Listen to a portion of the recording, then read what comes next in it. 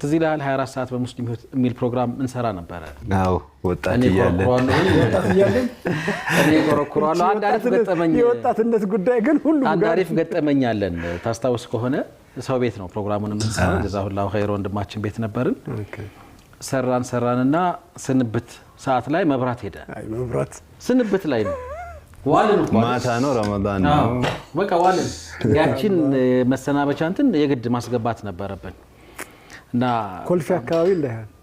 ለባጋጣሚኛ ኮልፌ አልነበረም ወደ ለቡ አካባቢ ነው ያንተ ኮልፌ የገጠመህ ነገር አለ እንዴ በተደጋጋሚ መብራት የሚጠፋብን ቀረጻ እየቀረጸ ኮልፌ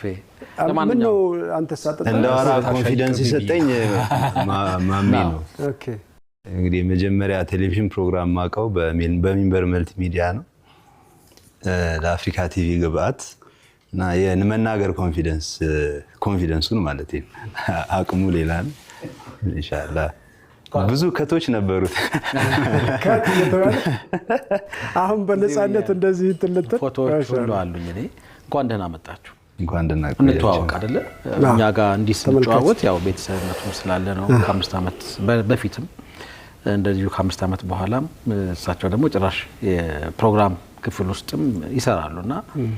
ማናችሁ ከየት ነው ማንም በል مرحبا كاستاذ ወጣቶች ከታዳጊዎች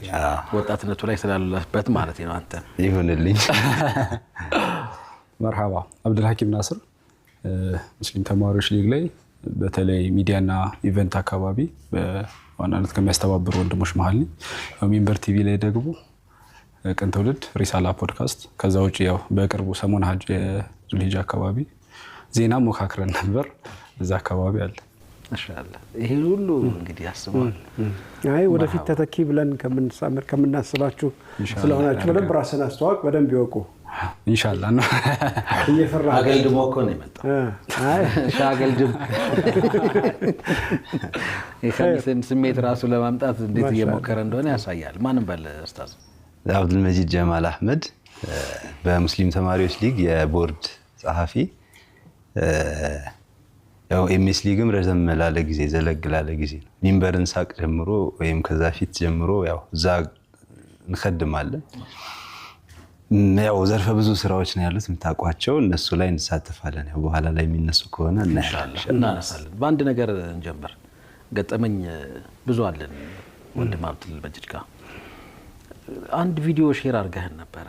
እድሜው ስንት እንደሆነ አላቀም ልጅ አሁን ሚንበር አድርገው አስታወስከው ልጅ በጣም ያለቅስ የነበረ ልጅ ነው ራስህ ልታጣው ልጅ ነው ሲጀምር ሰሞን ይመስለኛል እሱም 2 አመት እየሞላው ነበር አሁን